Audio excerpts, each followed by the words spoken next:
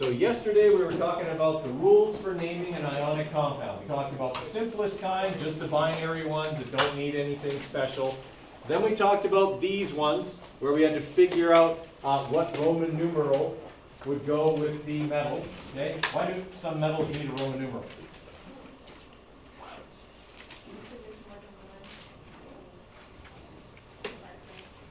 Okay?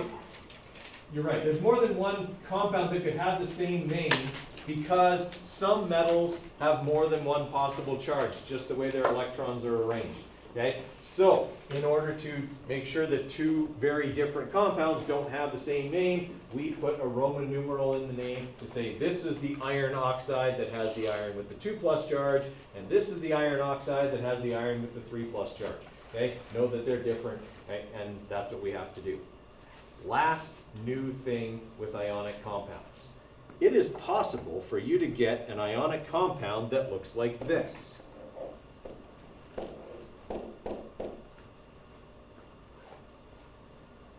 How is that different than all the other ones we've gone over? It has 3 elements in it.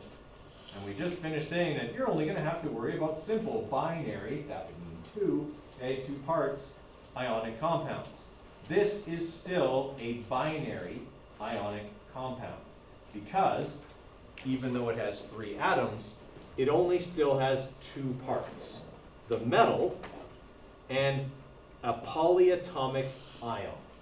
At the top of your periodic table, okay, right here, it says table of common polyatomic ions. In there are some special charged particles, ions, that are made of more than one element. And they always stay together. Okay?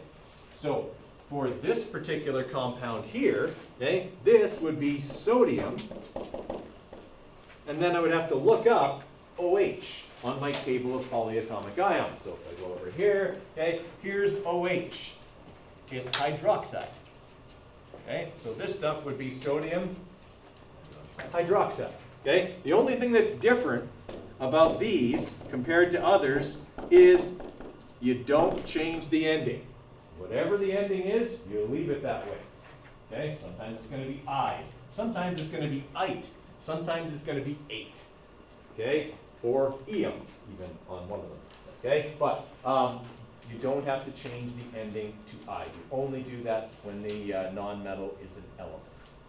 Okay? In this case, it's already an ion, so we don't do that. Okay? Everybody with me there? So the naming part of that is pretty straightforward. You just look up here and go, oh, it's nitrite, or it's hydrogen carbonate, or whatever. Just find it up here. That's the name. You write it after the metal. Okay? If you look up here, you'll see that all of them, with the exception of one, are negatively charged. That means they behave like non-metals. Okay? They're taking the electrons. There's only one on this chart that behaves like a metal. Which one is it? Ammonium. It's the only one that's positively charged. Okay? So this is your only metallic-like polyatomic ion. Okay? Is ammonium. Right? So when we're naming compounds that have polyatomic ions, we still follow the same rules. So I'm going to write a couple down. I want you to see if you can get the names for them.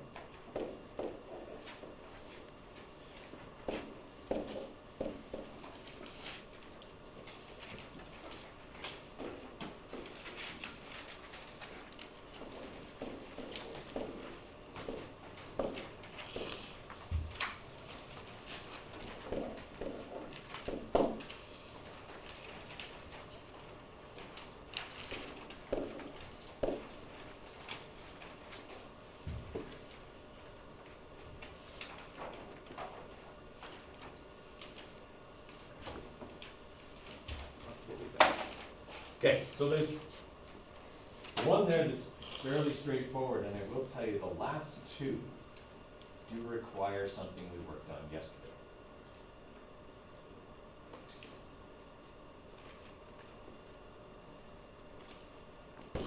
Ni stands for nickel. Okay, and CO3 is what?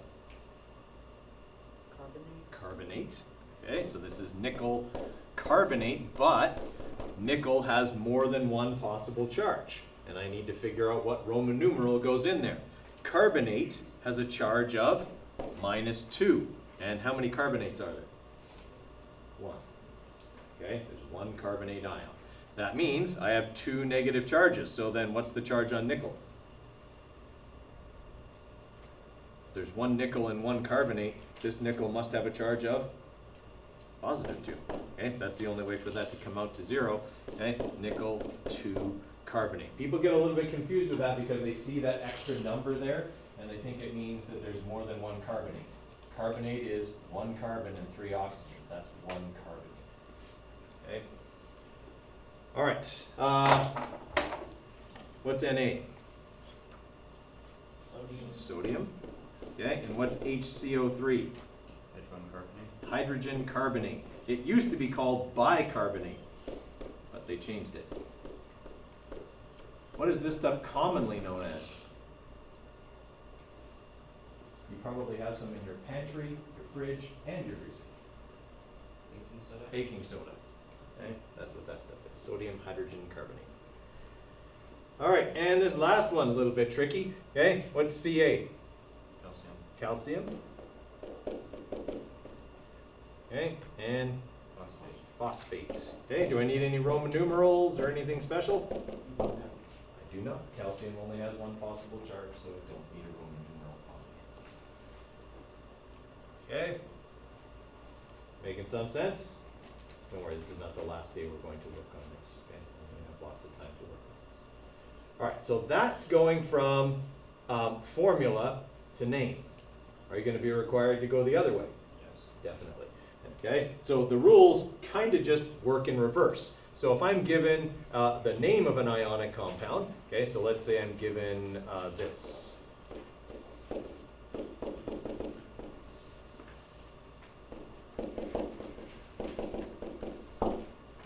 Beryllium nitride. Okay, what should I start with? What should be my first step? Yeah, write the symbol of the metal. And I would also say its charge. Okay, what's the charge on beryllium? 2 plus. Okay, and then I would write the nonmetal symbol. Nitride is nitrogen. And nitrogen's charge is? It's in group 15. It's -3. Yeah. Okay, everything in group 15 is -3. 16, -2, 17, -1. Okay. All right. From what you learned last year about ionic compounds, what do you need to do with those numbers? Swap and drop, or drop and swap. It matters not which order you do it in. Okay, so drop it, swap it. The 3 goes here. Drop it, swap it. The 2 goes here. We're good. Okay, that's the formula. All right, so writing the formula for an ionic compound, a simple one like this, okay, that's all you do. Write the charges, swap. Okay. What if I had this?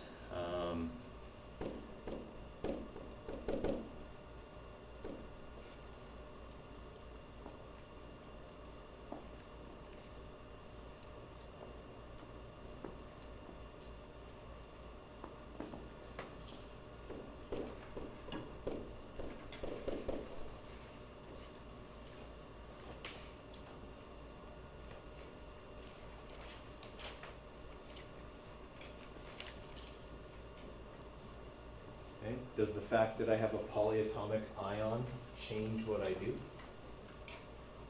It doesn't. Okay, I still start this the same way. I write the metal and its charge. I write the non-metal, which just in this case happens to be an ion. Okay,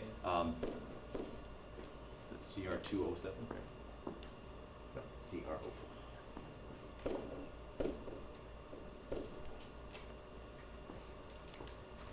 Okay, so I got a +2 and a -2. Did they already cancel? Okay, so if I dropped and swapped them, would I write the 2's? No. Okay, whenever I can, I reduce the numbers. If this ended up being 2 and 2, okay, I would take out the 2's. I would reduce them down to 1's. Okay, if I got 2 and 4, I'd reduce it down to 1 and 2. Okay, always reduce in an ionic compound. All right, so that's my formula.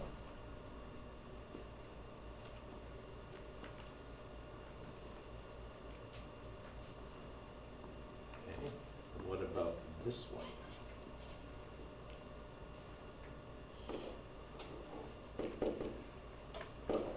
I capitalized that, I'm not supposed to do that.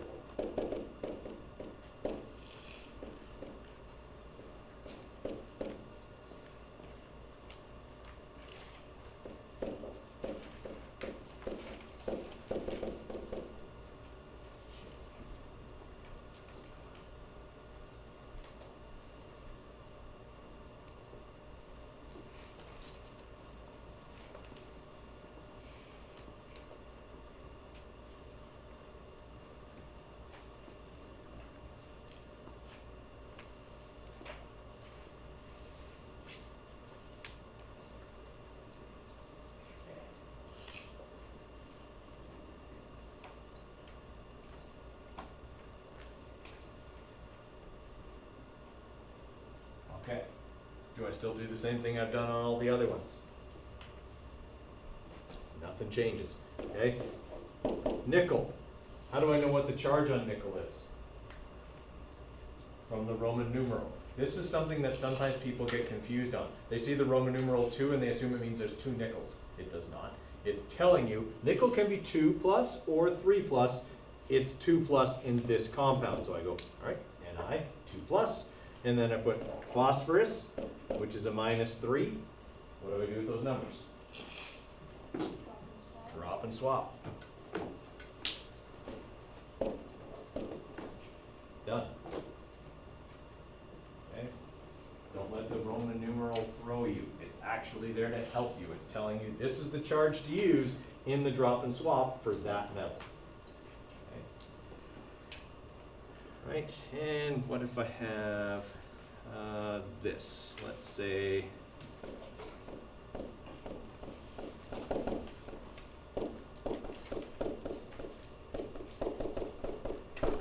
I have magnesium hydroxide.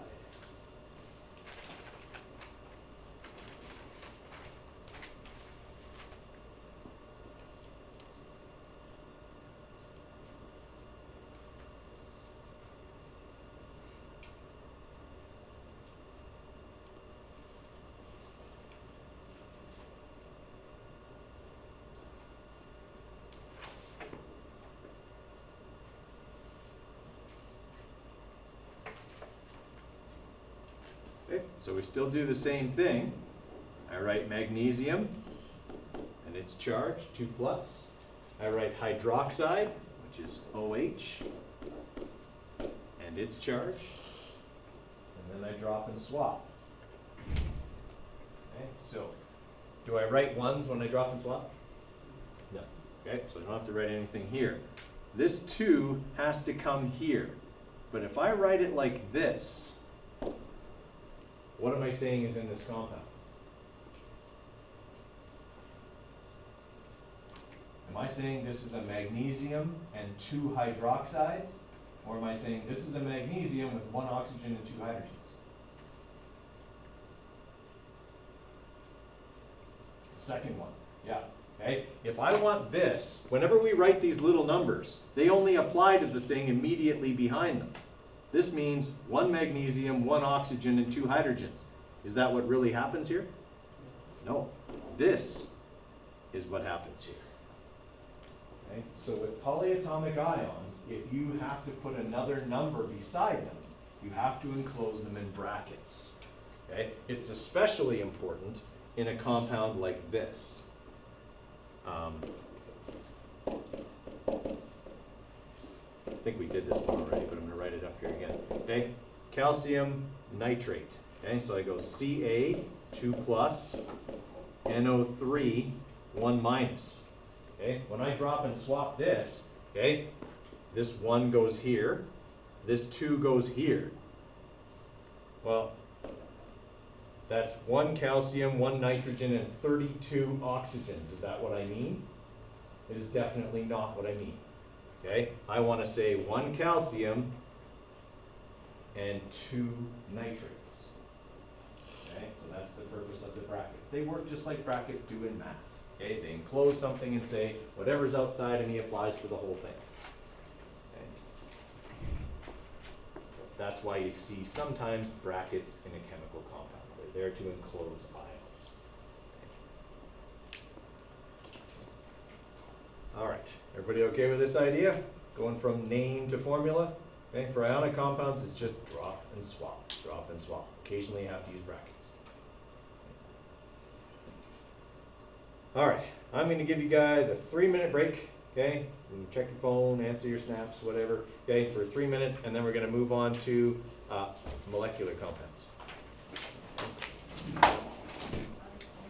So we're done talking about ionic compounds. We'll practice them a bit, but we've kind of gone over what we're going to go over with those. Okay, for molecular compounds occur when 2 nonmetals bond together. The bonding between nonmetals is very, very different than the bonding that occurs between ionic compounds, between a metal and a nonmetal. Okay, a metal and a nonmetal, they exchange their electrons and that's it. Okay, there's nothing to really keep them together, so the bonds are really weak. But in a molecular compound, we have a bond that's called a covalent bond. Okay, a covalent bond means they're sharing valence or outer electrons. Okay, they're not trading them, they're sharing them. The only way they get their outer shell full is if they both have that electron in their outer shell. This makes them utterly dependent on each other. Okay? They cannot possibly lose the other half of that compound, or they will lose their happiness in the form of their full outer shell of electrons. Okay, I know again I'm personifying here. Okay, but that's what it is. Okay? They have to share those electrons in order to get their outer shell full, because all nonmetals have negative charges. Okay? So they can't be giving away electrons. They're already, okay, in a place where they need more. All right? So they have to share it. Everyone kind of follow me there? Okay? Because in an ionic compound, the nonmetal is always the thing taking the electrons. Well, they can't take electrons from something that already needs them. Okay? It's like robbing a poor person. Okay? Like you're taking something from someone who already doesn't have enough of what they need. All right? So in this case, they have to share. Okay? That makes the bonds very, very strong. And that's all you need to know about covalent bonds, is that they're very strong because they are a sharing of the outer electrons. Okay? So if we've got water as an example, which isn't a true covalent bond, but it's close enough. Okay? We've got hydrogen here. Okay? And its outer electron, the only one it has, is being shared with oxygen, and oxygen is sharing its electron with hydrogen. So hydrogen gets 2 in its outer shell and it's happy. Oxygen has 2 hydrogens attached to it, so it got the extra 2 electrons it needed, okay, and it's sharing them with hydrogen. So that bond is very, very strong. Okay? All right, everybody okay with that? That's all I need to know about how that bond works. Now, if I'm naming a molecular compound, what am I going to have to write in the names? Prefixes. Okay? Because there's no defined ratio, okay, of like charge balancing in a molecular compound, molecular compounds can be any number of each atom put together. Okay? We know that when calcium goes with bromine, there has to be 1 calcium and 2 bromines, otherwise the charges don't work out. Well, there's no charge balancing in a molecular compound. So it could be any number of things at all, which is why we have to put in those prefixes. Say it's this many of atom A, and it's this many of atom B. All right? So for these ones, we use prefixes. Right? Now, the prefixes are, you might want to write this down somewhere, okay? But they're the same as your shapes. Okay? So mono is 1. Di is 2. Tri is 3.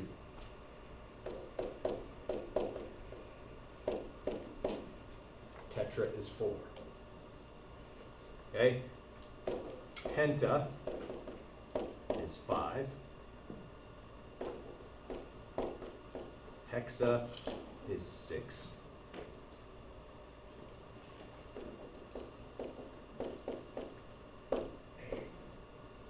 Hepta is 7.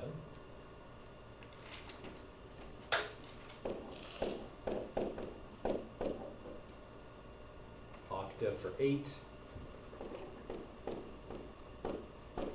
Nana for 9, and Deca for 10. We won't need to go higher than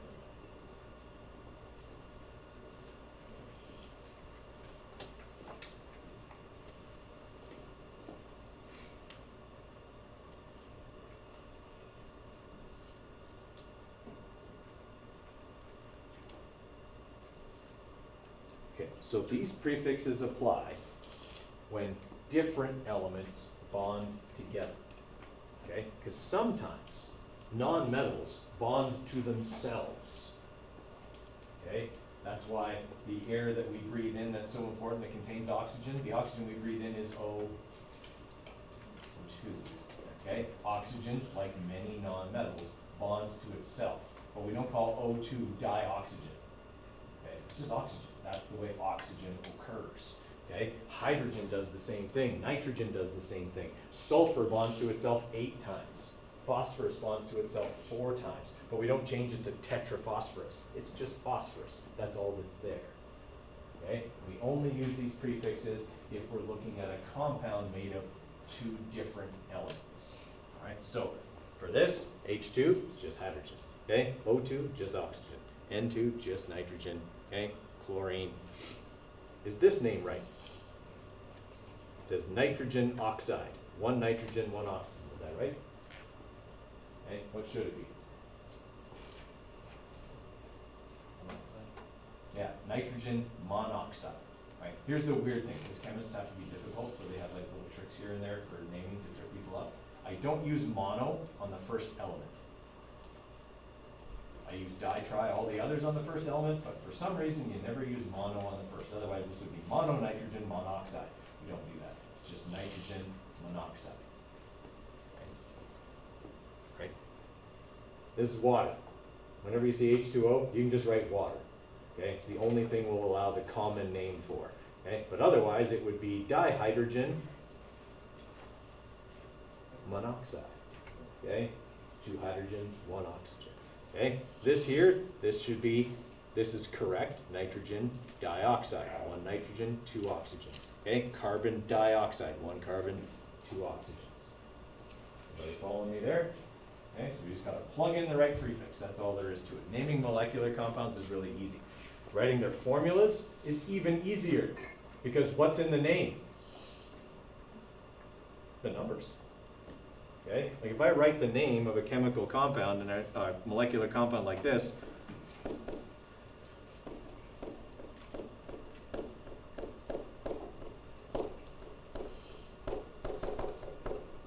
how many phosphorus are there? 2. How many oxygens are there? Done. I don't have to drop and swap. I don't have to worry about charges. It just tells me what numbers to write. Okay, so writing the formulas and writing the names for molecular compounds is way easier than it is for ionic compounds, because there's basically no rules other than use the prefixes for the number. Okay, or use the number for the prefixes. One way or the other, depends which way you're going. Okay.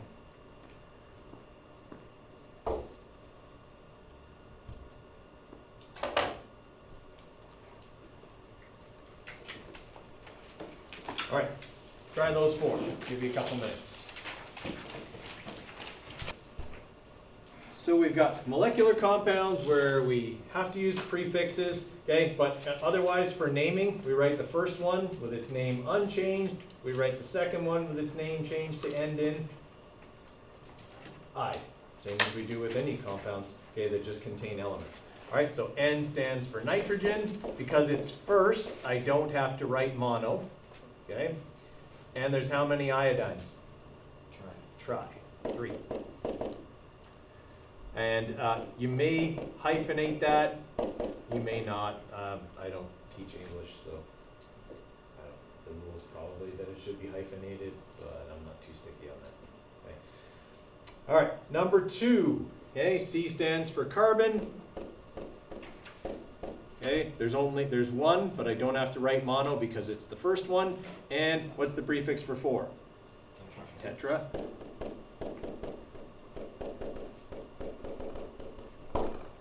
Carbon tetraiodide.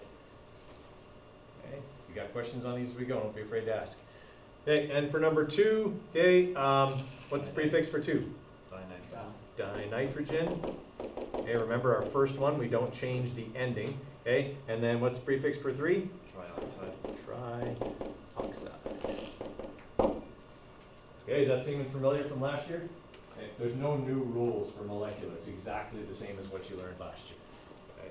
And then we've got tellurium.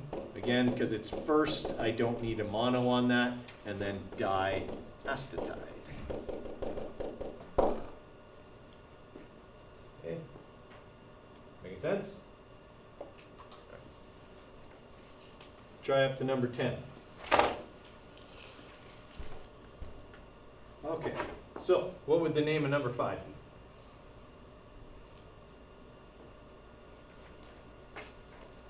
Okay. Right, diphosphorus trisulfide.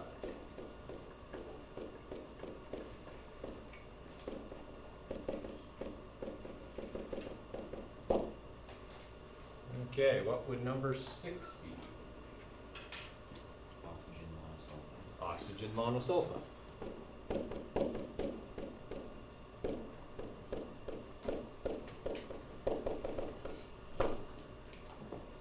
Okay, how about number 7?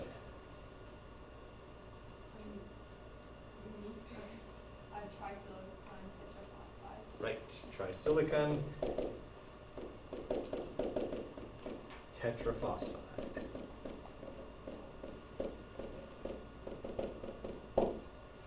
Okay, what about number 8? Sulfur dichloride.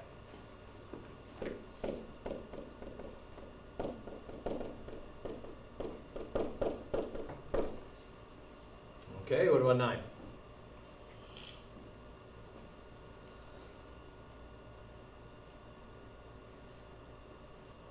Jock, what about number 9?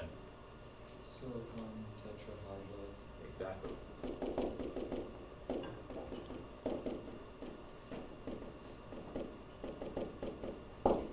Okay, number 10. Laura, what about number 10?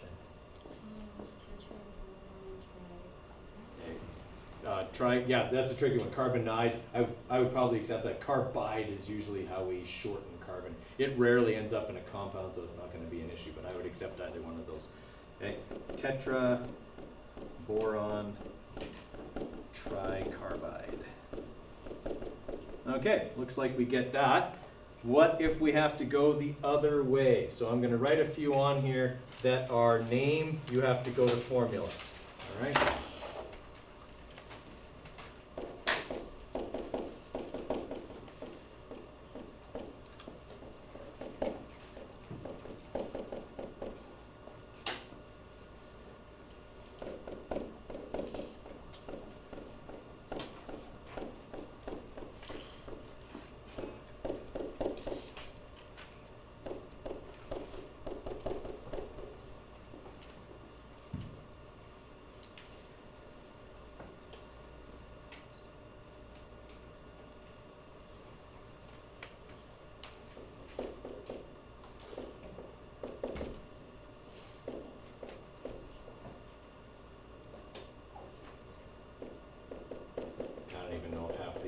I'm just picking names and prefixes.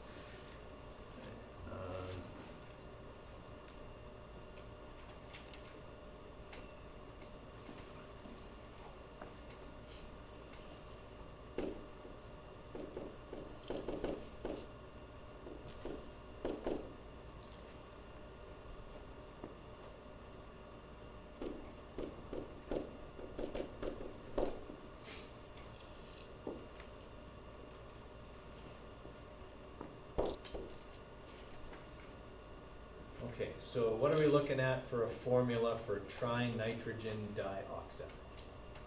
Mark? N3O2. 3O2. Okay. Tetraphosphorus octasulfide. P4S8. P4S8. If this was ionic, what would I do with those numbers? I'd reduce them. I do not reduce molecular compounds, okay? So even if I could, I wouldn't. The prefixes said, this is how many there are. That's how many there are, okay? All right, fluorine mononitrides. FN. Yep. Okay, and selenium dibromides. Shanley? SEBR2. Okay, everybody okay with those? All right, now, so far, I've told you, these ones are all ionic. These ones all need Roman numerals. These ones are all molecular. The challenge comes when you get a list where you don't know. It's some about all of them. Okay? How do you tell which rules to use? Like basically I'm reviewing here. How do you tell the difference between an ionic compound and molecular compound? If there's a metal Right, if there's a metal or not. If there is a metal, then it's going to be ionic. Okay? If there's two nonmetals, then it's going to be, okay. What if I throw something like this at you?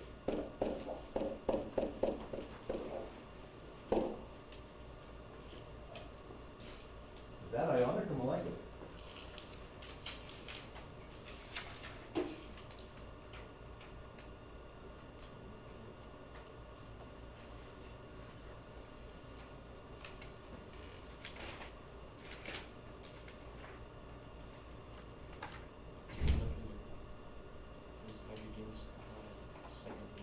Okay, hydrogen's the second one. If hydrogen is second, that means it's behaving as a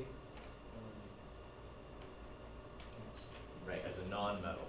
This is ionic, but not because hydrogen's there, but because ammonium, NH4, is a polyatomic ion. Okay, so this is one of those things where if you're looking for a metal, okay, and you don't see one listed first, that you might think this, oh, this is molecular because it's not, there's no metal listed first. But we got to remember that this is our only metallic behaving polyatomic ion. Okay, this is ammonium chloride.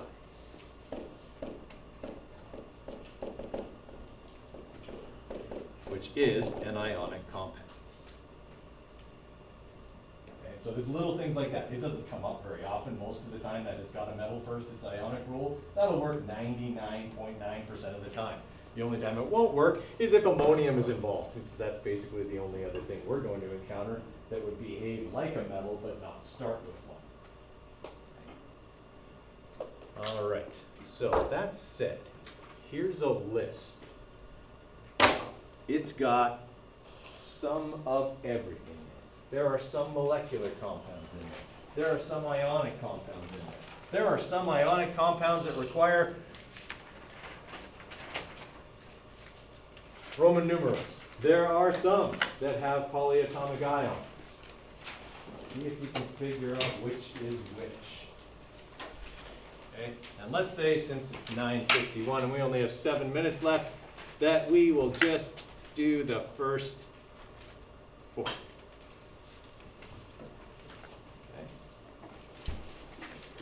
Number 1, is the LiCl, is that ionic or molecular? It's ionic. Okay, so if I got to follow my ionic naming rules, I write the name of the metal, lithium, and I write the name of the nonmetal, chloride. Are any Roman numerals required? No. Okay. Number 2, ionic or molecular? It's also ionic. Okay, chromium is a metal, so I write the name of the metal. I write the name of the nonmetal, fluoride. Do I need Roman numerals? Yes, chromium can be a 2 or a 3, I believe. Okay, in this case, since fluorine is a -1 and there are 3 of them, that means I need 3 positives from the 1 chromium, chromium 3 fluoride, and walking around it looks like everybody got that, so that's good. Okay, number 3, ionic or molecular? It's molecular, yeah. They're both non-metals. So this would be phosphorus. I don't need a mono on that because phosphorus is first. Tribromide. Okay, and the last one.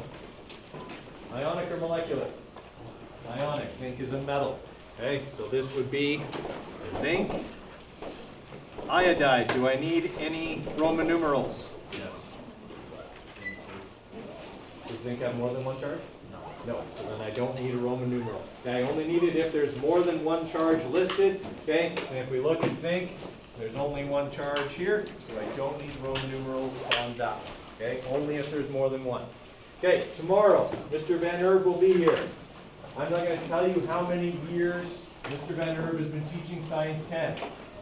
Suffice it to say, he's already retired, it's a lot. He could definitely help you if you have any questions of what you're going to ask.